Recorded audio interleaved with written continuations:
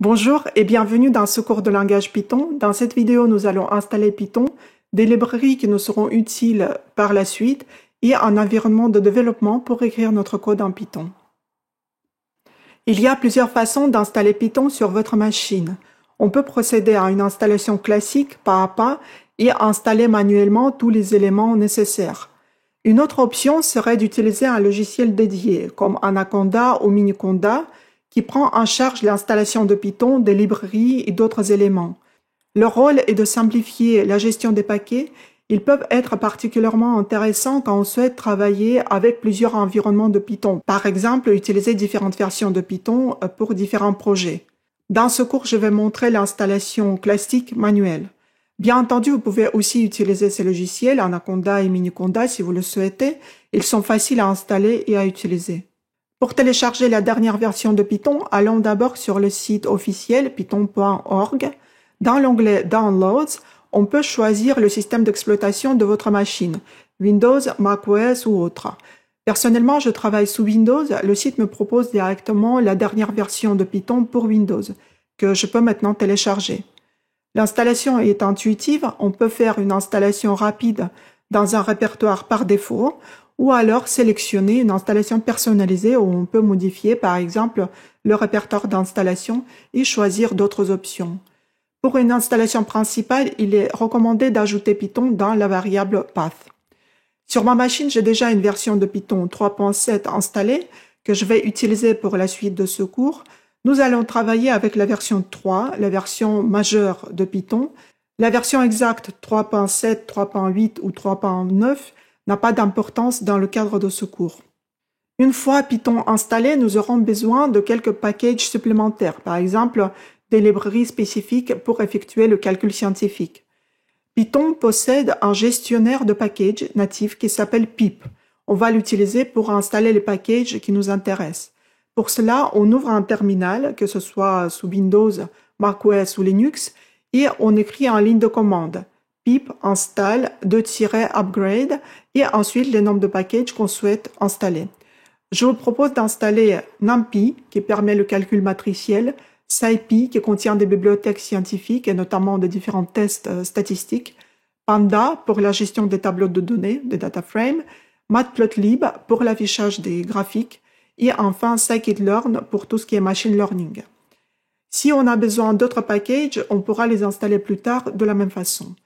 Pip va analyser votre configuration existante, va mettre à jour les packages déjà présents sur la machine, installer les nouveaux packages ainsi que leurs dépendances. Vous n'avez pas besoin de gérer les dépendances à la main.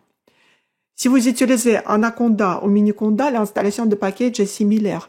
Seulement à la place de pip, on utilise la commande conda. Par exemple, pour installer scikit-learn, on écrit conda install scikit-learn à la place de pip install scikit-learn. Le dernier élément dont nous avons besoin pour commencer à coder est un environnement de développement. On l'appelle souvent IDE, ou de l'anglais Integrated Development Environment. Un IDE est un logiciel qui permet au minimum l'écriture du code et son exécution. Il facilite grandement le développement de logiciels en proposant par exemple une coloration syntaxique, une génération automatique du code et d'autres outils très précieux pour le développeur. Pour le langage Python, deux IDE sont particulièrement populaires. Ce sont Spyder et PyCharm. Si vous travaillez principalement en Python, je vous conseille vivement ces outils. Dans ce cours, on verra comment installer Spyder. Si, comme moi, vous codez en plusieurs langages de programmation, notamment en Java, et vous souhaitez avoir un seul outil pour tous vos projets, quel que soit le langage, il peut être intéressant d'utiliser un IDE de type Eclipse avec un plugin pour Python qui s'appelle PyDev. Cette option n'est pas recommandée pour les débutants. Eclipse est relativement complexe. Il faut un peu de temps pour apprendre à le maîtriser. Spyder et PyCharm seront un meilleur choix dans ce cas-là. En revanche, pour les développeurs confirmés, cette option peut être pratique. L'installation de Spyder est tout à fait classique, rien de particulier. Vous pouvez choisir quelques options concernant les droits d'accès et le répertoire d'installation. Je garde le répertoire d'installation par défaut proposé par le logiciel. Quand on lance Spyder pour la première fois, l'écran est divisé en 3 zones. À gauche, on peut écrire le code Python dans un éditeur de texte. C'est la zone principale de travail.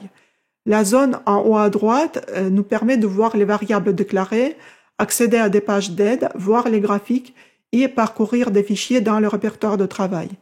En bas à droite, nous avons la console qui offre Python en mode interactif.